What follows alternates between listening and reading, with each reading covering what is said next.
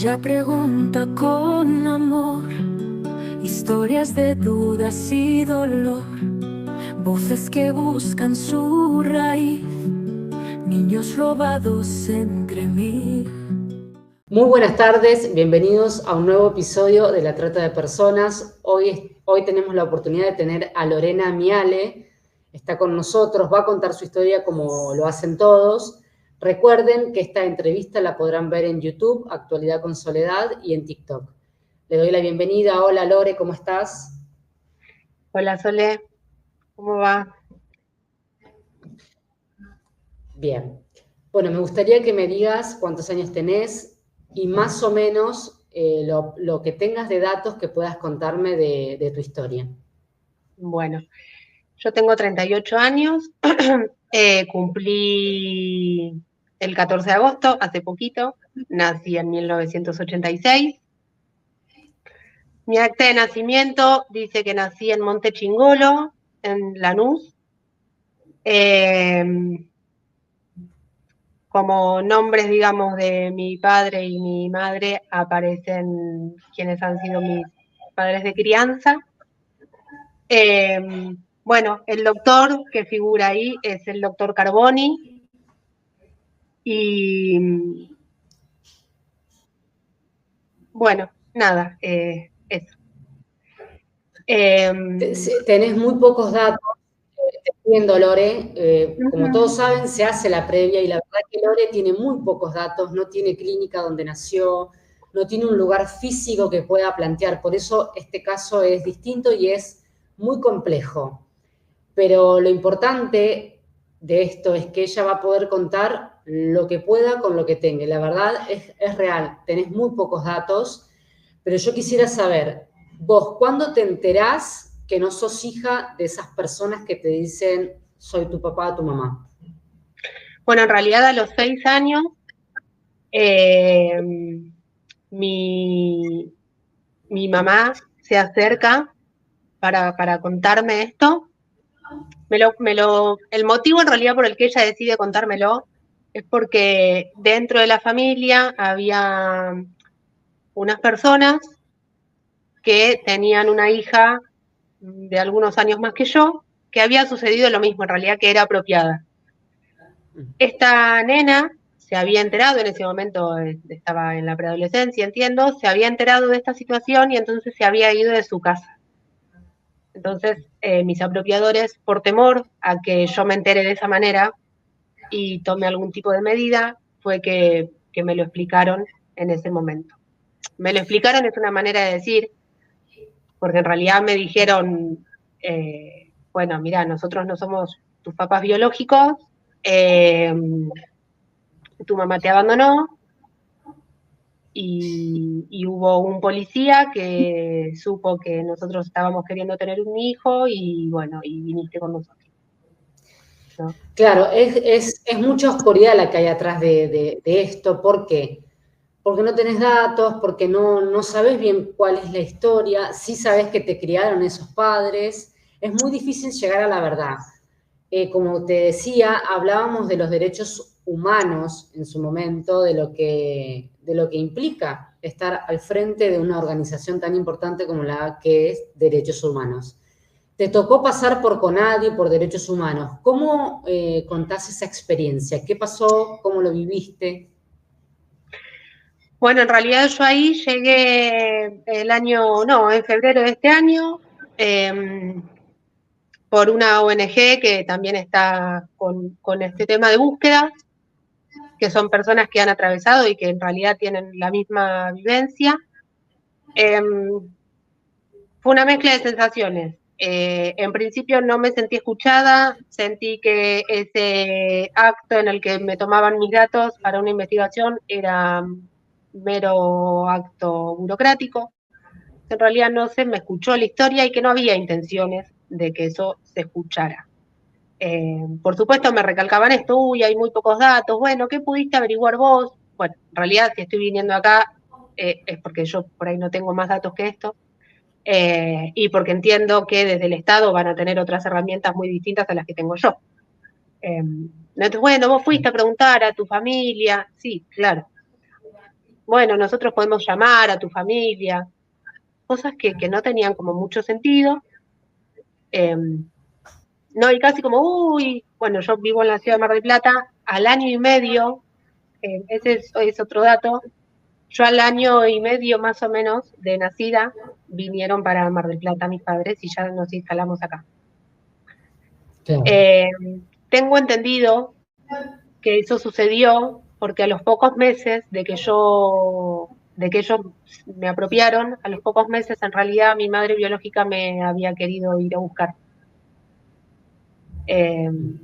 Y la intermediaria les había comunicado eso a mis padres, y entonces, bueno, nos vinimos para acá.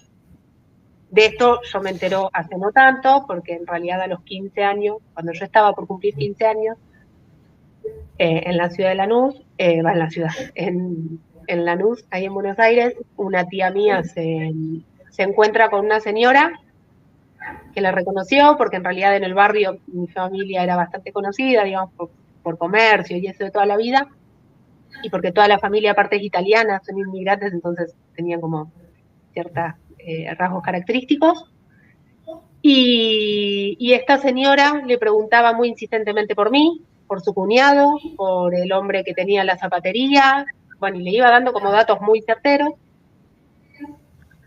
Y mi tía le fue contestando, y cuando le preguntó, bueno, ¿por qué vos me estás preguntando todo esto? Dice, porque yo soy quien fue el nexo para que se dé esta apropiación. Entonces, dice, yo, nada, siempre me quedé muy arrepentida, porque en realidad la mamá la había querido venir a buscar, entendía que no podía hacerlo, porque de hacerlo, nada, iban todos presos. Iban todos presos porque esto de que no es una sola persona la que interviene, sino que hay varios. Seguramente que hay enfermeros, médicos, parteros, ginecólogos, traumatólogos, porque quien firmó tu acta de nacimiento es un médico traumatólogo, nada que ver tiene con la parte, digamos, ginecológica o de obstetricia. De hecho, quien firma el acta en el registro civil, yo fui al registro civil de Lanús con mi acta. Le digo, bueno, a ver, esta persona que firmó esta acta, o sea, si hay alguna forma de contactarme o algo, porque bajo qué criterio me firmó, o sea, me inscribió si no hay ningún papel que certifique dónde yo nací. Y bueno, y lo único que sí me supieron decir en el registro fue que esa persona trabajaba ahí, que ya está jubilada, y nada más. Nada más, es así, nada más. Te dicen nada más, pero creo que hay mucho para averiguar acá. Como Sí, decís, después, perdón, seguí. por ejemplo, en su momento a mí una de las versiones que me había dado mi mamá de crianza fue que yo había nacido en el hospital público de Lanús. Bueno, entonces también fui al hospital público a pedir registro. Y nada, por supuesto, en realidad lo único que me constataron fue que no había, que esta mujer, digamos, que se llamaba Antonieta, no había tenido un hijo en ese momento, o sea, que no había un registro de parto de ella, cosa que yo ya sabía, porque ella sí me había aclarado que no era mi madre biológica, pero bueno, nada, me constataba eso. ¿Qué mirada tenés de los medios de comunicación? ¿Crees que tratan bien este tema? ¿Crees que no lo hablan? ¿Pensás que solamente te pasó a vos, pero después te das cuenta que son un montón, son casi 4 millones de personas las que están afectadas de esta forma? ¿Los medios de comunicación toman bien este caso? Digo, ¿lo tratan con el rigor que tienen que tener? ¿O crees que es tocada de oído y pasan de largo? No, bueno, en principio esto que yo te decía, yo me enteré a los 6 años, ¿no? Y cuando me enteré y empecé a preguntar, cosa que a mí en realidad, ya parte de mi familia me decía que yo ya preguntaba desde antes. Porque, por ejemplo, mi familia tiene ojos verdes todos, rasgos europeos, que yo no los tengo. Entonces me llamaba la atención ya desde los 4 años. Iba preguntando y no me respondían nada. Bueno, cuando yo me entero de esto a los 6 años, empiezo a preguntar y me dicen, no, el policía murió, la enfermera murió, tu mamá, nada. Y entonces la búsqueda, por así llamarlo, fue en mucha soledad. a los 15 años fue muy sola, donde en realidad lo único que aparecía como desaparecidos y buscando su identidad tenía que ver con los niños apropiados en dictadura. Yo no encajaba porque nací en el 86, entonces era casi como anhelar o desear haber nacido en tiempo de dictadura, porque de alguna forma tenía un poco más de camino. Y no fue hace mucho en donde yo tuve conocimiento de que esto no me pasó solo a mí, de que no es una excepción que me haya pasado a mí, en realidad pasa muchísimo, muchísimo más de lo que se habla en los medios, que pasó antes de la dictadura, que pasó durante la dictadura sin tener que ver con eso, y que está pasando actualmente. Y la verdad no se toma en serio, no se toma en serio, no se toma una certera responsabilidad al respecto, de qué tenemos que ver cada uno, porque también en lo personal, por ejemplo, me he encontrado con allegados, familiares, que en donde yo empecé a preguntar fue, bueno, ¿qué estás preguntando? Sos una desagradecida con todo lo que te dieron, vos tendrías que tener frases que he escuchado, ¿no? Vos tuviste más suerte que cabeza porque en realidad eras una negrita con los mocos colgando y mirá todo lo que tenés ahora, que te cuidan como una princesa, que vos pudiste estudiar y al final sos una desagradecida, ¿no? Y yo eso lo quiero aclarar, porque también a nivel personal yo estoy sumamente agradecida. Yo toda la vida, desde que tengo registro, pedí perdón y agradecí a mis padres de crianza. Siempre, aún sin saber por qué. Y después pude entender un poco de qué tenía que ver, ¿no? Eso está, yo los amo profundamente, los he amado profundamente, y no tengo, si se quiere, reclamo en ese punto porque ya he entendido un montón de cuestiones, y lo cierto es que esto que ha pasado conmigo, tampoco ellos fueron los únicos involucrados. O sea, para que esto haya sucedido tiene que haber toda una red detrás y todo un sistema que los excede. Pero bueno, digo, estas cosas, ¿no? Esto de haber sido de favor, lo que uno tiene que agradecer, porque al final te dieron una mejor vida, un relato que se escucha en un montón de casos similares, también hacen que de alguna forma hasta la sociedad en cierto punto lo avala. Sí. ¿No? Porque ahora nos indignamos con el caso Loan, pero después también diríamos, uy, mirá, ¿dónde está? Y en ese nivel de indigencia o de esto, del otro, ¿no? Sin entender el valor que tiene la identidad. Yo tengo hoy en día... Como que no importan, no importa la identidad. No. Claro, sí, ya está, tenés otra, ¿no? Yo, por ejemplo, hace unos años pude viajar a las ruinas de Quilmes y nada, y ahí hacen una excursión, nada que ver, el guía turístico, ¿no? Charlando, le sale así de la nada, de forma muy ingenua, y me mira y me dice, bueno, porque como vos que sos de la comunidad Cuom, imagínate yo, con mi historia, en realidad lo miré, me quedé como dura, digo, no sé ¿por qué me decís eso? Y me dice, porque es como obvio que sos de la comunidad Cuom. Algo que para él era tan sencillo y tan natural, a mí me empezó a temblar todo el cuerpo. Y no tiene, insisto, no tiene que ver con que uno no haya tenido o una linda niñez o unos cuidados, o sea, no, pero va por otro lado, va de dónde vengo. ¿De dónde vengo? ¿Tengo hermanos? ¿No tengo hermanos? No sé. ¿Cómo fue mi embarazo, digamos, no? O sea, ¿producto de qué? Un montón de preguntas que es muy sencillo, me parece, restarles valor cuando uno ya las tiene de antemano. No, claro, porque lo primero que te dicen es, tuviste todo, una vida de privilegios y ahora no podés salir con esto. Como si vos hubieras pedido venir. No te dieron nada descabellado que no se le tenga que dar a un niño que no pidió venir. Exacto, y a la vez que hubo, bueno, yo en realidad mis padres de crianza ya no están ninguno de los dos, han fallecido, pero insisto, yo esto lo pregunté durante muchos años. Y en un punto sí entiendo que estuvo una decisión deliberada de no decirme nada. Porque yo hoy sigo casi con las mismas preguntas que cuando tenía 7. Con algunos No, panoramas más claros, ¿no? Porque sí, por ejemplo, en ese momento no hablaban de adopción ilegal, que yo no entendía muy bien de qué se refería. Hoy entiendo que tiene que ver con apropiación. Hoy entiendo que en el medio hubo una transacción y eso es inevitable porque nadie va a falsificar documentos y a robar una identidad solo por buenas intenciones, ¿no? Y por entender que hay un fuerte deseo por parte de una pareja a tener un hijo.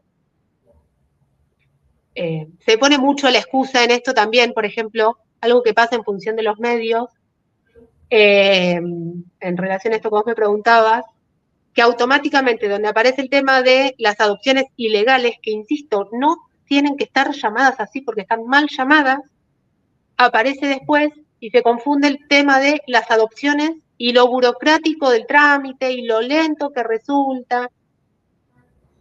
Y tampoco se pone el foco en esos niños, porque en realidad no es una cuestión de, no, sí, te lo damos a vos, total después te arrepentís, no te gusta, el pibito es muy disruptivo, muy impulsivo, tiene algunas maneras feas, bueno, devolverlo al hogar, vamos, venimos. Digo, cada vez que se habla de esto, primero se idealiza a unos adultos deseosos de ser padres y se deja a esos chicos como en un estado de vulnerabilidad en el que el Estado no agiliza. Donde una parte de eso puede ser, pero lo cierto es que después tenés que cuidar a ese niño. ¿A dónde va? Insisto, que el derecho a la identidad, que está tan nombrado, pero tan bastardeado, porque volvemos a lo mismo, el derecho a la identidad, no sé, yo no veo a nadie que se esté preocupando porque mi documentación es falsa. Porque yo acá aparezco con este apellido, y la verdad es que este es el apellido que tengo y con el que me identifico hace 38 años, y a mí me hace entrar en contradicción todo el tiempo. Claro, porque no es la realidad. Claro, y vuelvo a lo mismo, no tiene que ver con una cuestión de afecto, ni de falta de amor, ni de desconocimiento, no, tiene que ver con que no sé cómo es mi nombre, no sé qué nombre me querían poner. No lo Claro, sé. porque aparte te encontrás con que quizás te anotaron en esa fecha, ese día, pero naciste antes o después. Bueno, ese fue también todo un tema. Para mí siempre las fechas de cumpleaños fueron casi tortuosas. Y de hecho fue algo que le pregunté una de las últimas veces a una tía, le dije, ¿pero vos estás segura que yo nací el 14 de agosto? Porque entiendo que me han llevado, digamos, la versión más concreta, lo que plantea es que en realidad yo no nací en Montechingolo, que no nací en Buenos Aires, que en realidad nací en Chaco, Corrientes, ¿sí? En alguna provincia, y que de ahí me llevaron.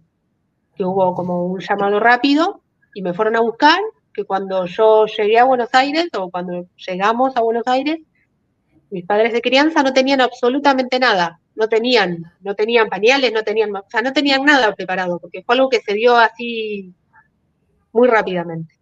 Y bueno, y entonces le pregunté y me dijo, no, sí, vos naciste el 14 de agosto. Lo cierto es que, bueno, Sí, te quedás con la duda de saber. Y acá entra la ciudadanía, la gente de bien común, los vecinos que son parte de esto, que hay una complicidad, ¿no? Nadie denunció, vieron llegar a una mujer con un chico, nunca la vi embarazada. Es decir, el problema que tenemos también es social. Miran para otro lado cuando en realidad hay que mirar lo que está pasando, porque no es un chiste, no es gracia. Y la verdad que hay que preocuparse y ocuparse de estos temas. Sí, a mí, ya te digo, en realidad me indigna muchísimo, digamos, en términos del Estado, ¿no? De que en el Estado sí hay una decisión deliberada de mirar para otro lado, de, de hacer invisible este tema. Bueno, a ver, como Porque, te decía, como te contaba yo, y lo vuelvo a repetir y no me voy a cansar de repetirlo, Abuelas de Plaza de Mayo yo creo que es cómplice de la trata de personas y lo voy a decir el por qué. Solamente se preocupan por los derechos humanos en dictadura, pero no se preocupan y se ocupan de la trata de personas, es decir, derechos humanos. Si estás tan ocupada y preocupada, haz lo que tenés que hacer, que es tu trabajo. Y con Adi, yo creo que se suma esto de no me interesa la trata de personas, no me importa. Mientras a mí me llegue el sobre o me llegue la plata, el resto que pase de largo. Creo que trabajan en complicidad, en conjunto, porque la verdad es que le queda grande el cargo que tienen, ambas, y a los gobiernos ni te cuento. Digo, desde Alberto Fernández, Cristina, Néstor, Macri y todos los que siguen, les queda grande hablar de los derechos humanos. Damos vergüenza, somos un papelón internacional. Tenemos el caso Loan, pero estamos concentrados en Loan, pero hay otros chicos que están siendo desaparecidos y no tienen voz ni voto.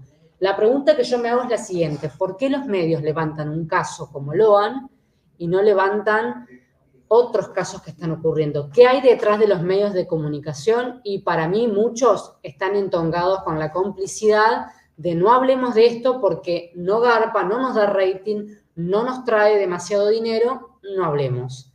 En realidad, por atrás llegan cantidades de dinero a esas personas para no hablar de estos temas. Entonces, acá nacen otras preguntas. De hecho, siempre lo pongo en las entrevistas y vos sabés que del otro lado a veces recibo cosas que ni me las espero, como diciéndome, claro, yo no me doy cuenta hasta que vos me lo decís y acá sale otra pregunta. Es tener el compromiso de tener el pensamiento crítico. Acá nadie hace todo bien. En la vida somos seres humanos, cometemos errores y está bueno decirlo, ¿o no, Lore? sí, bueno, a mí, por ejemplo, ese trabajo me ha costado un montón con mis padres de crianza. En esto que yo te decía, lo cierto es que tengo un montón de recuerdos muy afectuosos, muy, muy bellos con ellos, y entonces de un vínculo de mucho amor, pero a la vez, ¿no? Está esto, está esta mentira, esta decisión deliberada de no decirme nunca nada. Eh, y entonces ahí todo el tiempo, o durante mucho tiempo, fue esto de estar en contradicción constante, de cómo yo puedo estar queriéndote o estar preocupándome por lo que vos sentís en relación a esto, y a la vez yo no puedo preguntar porque vos te pones mal, ¿no? Y explicar que esto que yo pregunto no lo tomes a mal, pero bueno, justo da que es mi identidad, ¿viste? Nada más. Entonces ahí, bueno, lo pude como entender en esto de que en realidad nadie es ni tan bueno ni tan malo, que sí entiendo que, por eso decía esto de que no son los responsables. Si bien fueron parte de esto, eso está claro, lo cierto es que por detrás hay todo un sistema al que sí no se le mueve absolutamente un pelo, porque no es Lorena, es uno, otro, y son números. Claro, no vamos a agarrar al último, que es el que se queda con la criatura. En este caso, seguramente la ley de adopción no le permitió a tus padres acceder y accedieron a lo ilegal. ¿Es ilegal lo que hicieron? Por supuesto que es ilegal. Por lo menos te lo dijeron a los 6 años a vos. Hay gente que vive una mentira 60 años. Eso por un lado. Y por el otro lado, nadie habla del mercado, oferta y demanda. Es decir, si la trata existe, es porque hay alguien que está esperando esto y hay alguien que lo recibe. Con lo cual, hay que hacer una autocrítica y decir, a mí me dieron todo, pero también decir lo que hicieron está mal, no se hace. Yo no puedo agarrar a un chico que me encuentro en la calle y quedármelo como si fuera mío. No, eso no se hace. Entonces, hay que hacer como este pensamiento de decir algo pasó acá y sí, no vamos a agarrar al último, porque en definitiva terminó dándole amor, cariño, afecto, pero bueno, es parte de un sistema que no funciona. No, y así como yo te decía hoy antes, ¿no? Eh, a ver, todo eso estuvo, ¿sí? Pero es cierto esto de, es un delito. ¿no? Durante mucho tiempo fue la lógica de, che, yo mejor no pregunto o no incomodo, ¿no? Porque en realidad era mi pregunta la que incomodaba. No solo a mis padres de crianza, digamos, era lo mismo cuando vos vas a preguntarle a un tío, a una prima, ¿no? Y donde empiezan a haber círculos después de no de violencia, perdón, de mentiras, ¿no? Entonces hay relatos armados que no tienen nada que ver con la realidad.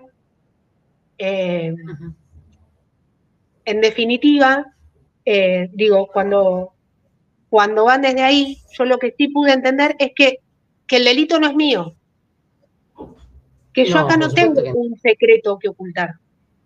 En realidad yo de esto fui víctima. No me estoy victimizando, no me interesa hacer eso para nada, pero sí, acá hubo un delito del que yo no me puedo hacer cargo. Entonces, nada, siempre digo lo mismo, si te incomoda, lo lamento muchísimo. A mí me incomoda muchísimo cuando mi hijo me pregunta, ¿tenés hermanos? No lo sé. Porque de hecho él fue un gran propulsor en todo esto. Él a los 5 años, más o menos, sí, 5 o 6 años, me dijo, ¿dónde nació tu mamá?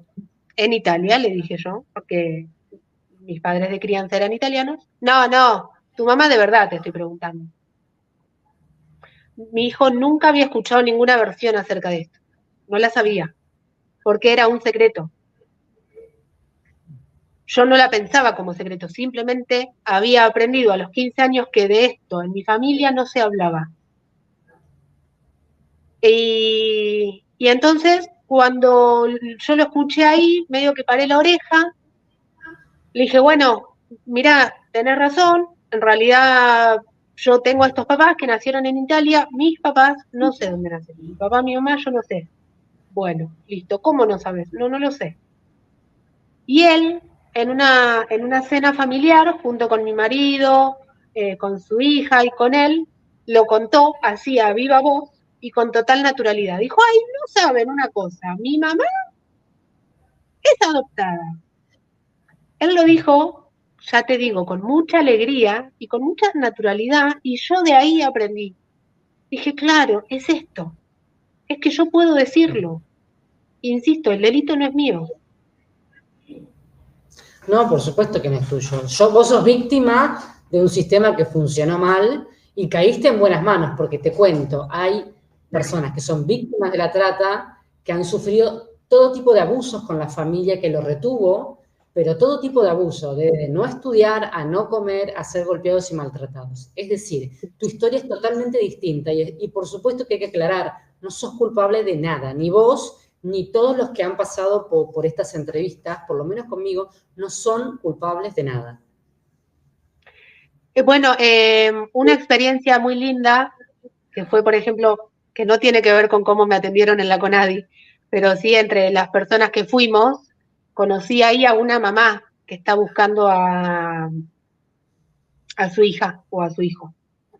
Y fue realmente como hasta reparador, porque ella, entre lágrimas, trataba de pedir disculpas, ella, por esa situación, ¿no? En la que su relato era, la verdad, una chica muy chica, sumamente violentada, presionada, y eso también es importante, y es parte de esto, de lo que no se habla, porque en realidad justamente esto que vos decías, bueno, ¿cómo hace la sociedad como para avalarlo? Y porque aparece el prejuicio de que en realidad hubo una mujer que no quería tener a ese hijo, o que no iba a tener las condiciones para cuidarlo.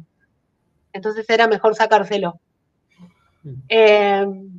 Y yo la verdad es que en el momento en el que estaba en la clínica con mi hijo recién nacido, no pude dejar de pensar en ese momento que no hay manera de entregarlo. Y a la vez, si lo hago, no me están abandonando. Porque también es, digo, en esto yo justo se me escapó esta palabra de violencia. Y la verdad es que hay violencia. Porque decirle a un chico que es abandonado en primera instancia, y es complicado que arme su identidad desde ahí. ¿No? Más allá de todo el amor que vos le des después, de principio le estás diciendo que lo abandonaron. Claro. ¿No? Y todos los relatos que se arman, porque yo, insisto, estos relatos me lo armaron cuando yo tenía 9, 10, 11, 12, era una adolescente. Tenés que ir a armarle un relato, ¿no? Sabiendo que le estás mintiendo, mirándole a la cara. Y después le decís te quiero. A mí me suena raro. No quiero juzgar a nadie, pero sí me suena por lo menos raro. Esto, es hasta más noble decir, mira, no sé qué pasó con vos. Sé que llegaste un día, ¿no? Porque de última yo entendí que soy, o que fui, algo así como el elefante blanco, que llega un día a la casa que vos decís, che, es re incómodo tener este elefante blanco acá. Bueno, pero hagamos de cuenta que no está. Listo, hagamos de cuenta. Yo también hice de cuenta que había un elefante blanco y que no lo veía. Pero una cosa es hacer de cuenta de eso y otra es encima mentirle y armarle un relato. Claro.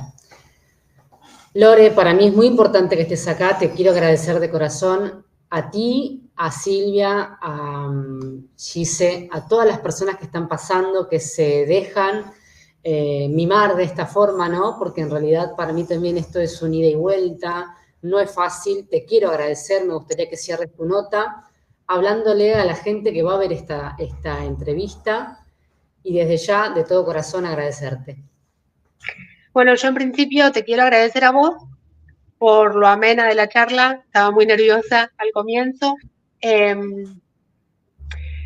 Y bueno, en definitiva para mí, por supuesto que mi búsqueda sigue y en realidad va a seguir siempre, porque en el medio de esto, ya te digo, como aparece esto del QOM y aparecen sueños y aparecen cosas, mi búsqueda sigue, pero en realidad me importan muchísimo estas infancias de hoy en día. La trata que sigue estando. Las personas no somos mercancía. No puede haber un sistema, no puede el Estado ser responsable de esto. Somos todos ciudadanos y lo cierto es que ahí hay un delito enorme. Y en ese punto sí los medios están siendo responsables también de mostrarlo mal, de disfrazarlo, y es muy sencillo dejar como el malo de todo esto, ¿no? A un gobierno de facto, únicamente, porque entonces todas las miserias tienen que ver con ese proceso, con ese tiempo. No, las miserias siguen estando y estaban antes. Estaría buenísimo que nos empecemos a hacer cargo. Muchas gracias. Lore, gracias. Que tengas un buen día y estamos en contacto. Perfecto. Muchísimas gracias a vos.